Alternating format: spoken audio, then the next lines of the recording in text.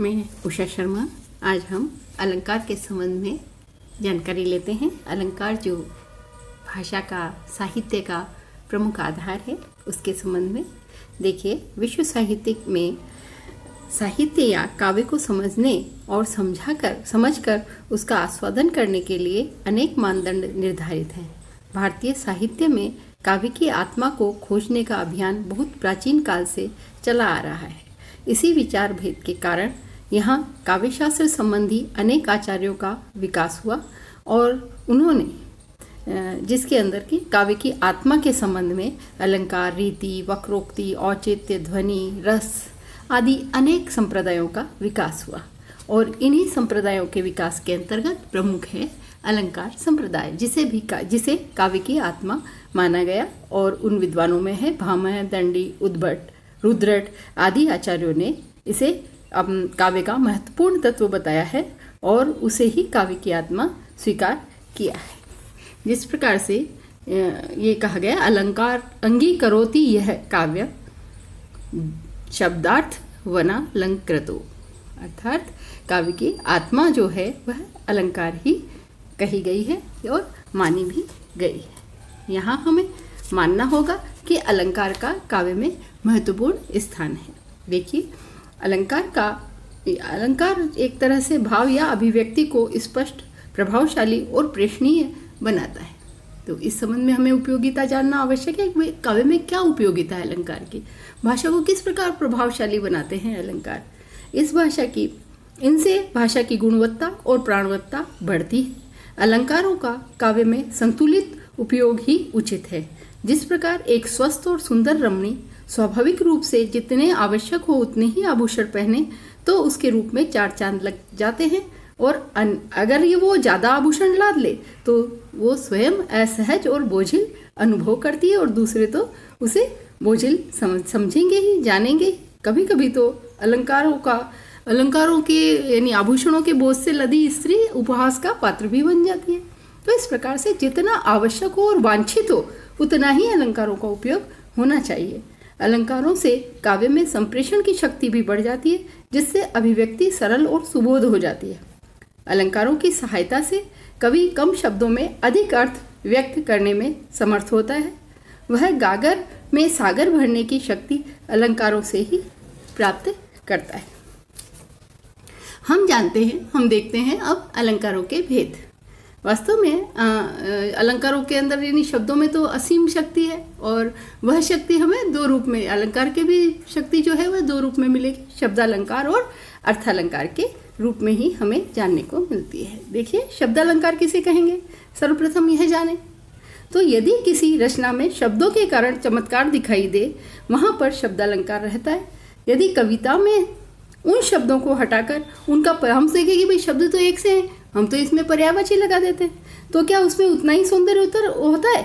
जिस प्रकार भगवान भक्तों के भवन में भावनामय ही रहेंगे, यहाँ हम भगवान शब्द के साथ प्रभु या ईश्वर लगा दें, तब क्या वह शब्द या वाक्य उतना ही सुंदर रहेगा जैसे प्रभु भक्तों के भवन में? नहीं। इसी प्रकार से सुमन में रही सुमन की चाह, सुमन नाम की स्त्री में पुष्पों की चाह है, लेकिन यहाँ हम अनिता और कविता कुछ भी कहे उसमें रही सुमन की चाह नहीं। तो जो शब्द जहाँ आना है वही वहाँ उपयोग हो तो उसका सौंदर्य और उसका चमत्कार ज़्यादा बढ़ जाता है। अर्थात यह है कि जो समानार्थी शब्द विद्यमान रहेंगे, अर्थ वही रहेगा, पर चमत्कार उत्पन्न वहाँ उससे होगा जहाँ जो शब्द उपयुक्त है।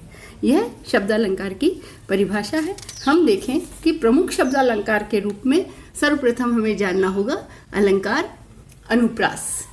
अनुप्रास काव्य का प्रमुख अलंकार है और यह जब कविता कवि करने बैठे तो अनुप्रास का अलंकार ना हो तो ऐसा लगता है कि कोई अलंकार ही नहीं। तो अनुप्रास अलंकार की परिभाषा में देखिए, अलंकार में वर्ण या व्यंजनों की समानता हो, वर्ण भी और व्यंजन भी, वहाँ अनुप्रास अलंकार प्रमुख रूप से रहता है। अनुप्रास का अर्थ ही होता है बार बार रखना, बार बार प्रयुक्त करना।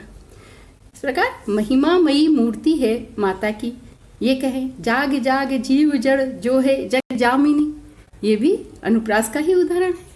देखिए, अनुप्रास एक शब्द है, लेकिन इसके यदि हम भेद देखते हैं तो इसके हमें 4 भेद प्रमुख रूप से दिखाई देते हैं। छेकानुप्रास, इस अनुप्रास में एक या एक से अधिक वर्णों का 2 बार प्रयोग होता है। काव्यशास्त्र में इसकी पद्यमय परिभाषा भी कही गई है। वर्ण अनेक की एक की आवृत्ति एक बार, सो छेकानुप्रास है यदि अंत निराधार।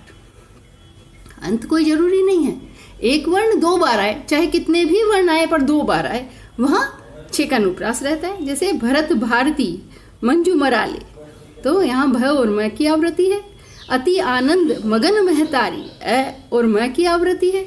इस प्रकार से एक वाक्य में, एक काव्य वाक्य में जहाँ 2 बार आवृत्ति हो वो छेकानुप्रास रहता है। वृत्यानुप्रास देखते हैं, जहाँ एक ही वर्ण या अनेक वर्ण की क्रमानुसार 2 या अधिक बार आवृत्ति होती है, वहाँ वृत्यानुप्रास होता है।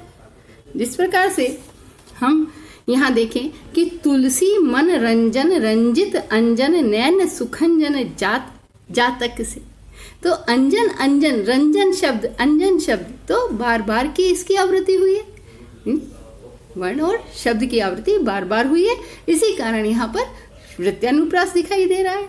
तीसरा हम देखते हैं श्रुत्यानुप्रास। देखिए, इस वृत्यानुप्रास में एक बहुत प्रसिद्ध केशव का है, सब जाति फटी दुख की दुपटी कपटी न रहे जहाँ एक घटी, यहाँ टैग टैग टैग की कितनी बार आवृत्ति हुई है, जो एक नाद सा उत्पन्न करती है। तो यहाँ यह अलंकार है श्रुत्यानुप्रास। जब श्रुति की आवृत्ति हो, अर्थात एक ही स्थान से उच्चारण होने वाले वर्णों की बार बार आवृत्ति हो। एक ही स्थान से मतलब जैसे क वर्ग, च वर्ग, ट वर्ग, त वर्ग, है ना। तो एक वर्ग के वर्ण बार बार आवृत हो, ऐसा नहीं एक ही वर्ण हो, लेकिन एक वर्ग के वर्णों में भी यदि बार बार आवृत होते। दीनांत था ये दीनानाथ डूबते, सधेनु आते ग्रह ग्वाल वाले। यहाँ हमें श्रुत्यानुप्रास यानी श्रुति के अंदर सुनने में हमें बार बार वही एक ही स्थान से उच्चारित शब्दों की बार बार आवाज आए। वहाँ छत पर जहाज से झंडा उड़ रहा था, छ छ ज झ एक साथ आए ना, यहाँ पर ये हुआ। अंत्यानुप्रास, छंद के अंतिम चरण में स्वर व्यंजन की समता अंत्यानुप्रास कहलाती है। अर्थात एक ही वर्ण या एक ही ध्वनि जो है वो लाइन के अंत में आती है। जैसे राम नाम की लूट है, लूट सके तो लूट, अंतकाल पछताएगा प्राण जाएंगे छूट। इस प्रकार से अंत्यानुप्रास में टैग टैग टैग की बार बार आवृत्ति हुई है। प्रभु के साथ पागल सी प्रभु के साथ सभा चिल्लाई 100 बार, धन्य वह एक लाल की माई। मैथिली शरण गुप्त की पंक्ति अत्यंत सुंदर ई की आवृत्ति से शब्द, यानी आप देखिए ज़्यादातर कविता में अंत्यानुप्रास का सौंदर्य हमें दिखाई देता ही है। दूसरे अनुप्रास शब्दानुप्रास के रूप में हम देखते हैं, देखिए लाटानुप्रास। लाटानुप्रास भी प्रमुख अलंकार है, अनुप्रास के ही समकक्ष है, लेकिन अनुप्रास में वर्ण की आवृत्ति होती है और यहाँ शब्द की आवृत्ति होती है। कभी कभी वाक्यांश की भी आवृत्ति हो जाती है। यह लाटानुप्रास अलंकार कहलाएगा जब कोई शब्द या वाक्यांश 2 या 2 से अधिक बार प्रयुक्त हो और वह काव्य में सौंदर्य उत्पन्न करे, वहाँ लाटानुप्रास अलंकार होता है। पूत सपूत तो क्यों धन संचय, पूत कपूत तो क्यों धन संचय, है ना। तो पूत अगर सपूत है तो धन संचयने की आवश्यकता ही नहीं, और कुपुत्र है तो आप संचित कितना भी कर लो वो समाप्त कर देगा। अर्थात इसका अर्थ बहुत सामान्य से एक ही पूत शब्द के बार बार आने पर अंतर यहाँ पर हो गया। इस प्रकार से अनुप्रास और लाटानुप्रास जो काव्य के प्रमुख हैं वह यहाँ हम इसमें वर्णित कर पाए। दूसरा अगले अंश में, अगले वीडियो में हम यमक और श्लेष तथा वक्रोक्ति जो अन्य शब्दालंकार है उनका प्रयोग कर पाएंगे। धन्यवाद।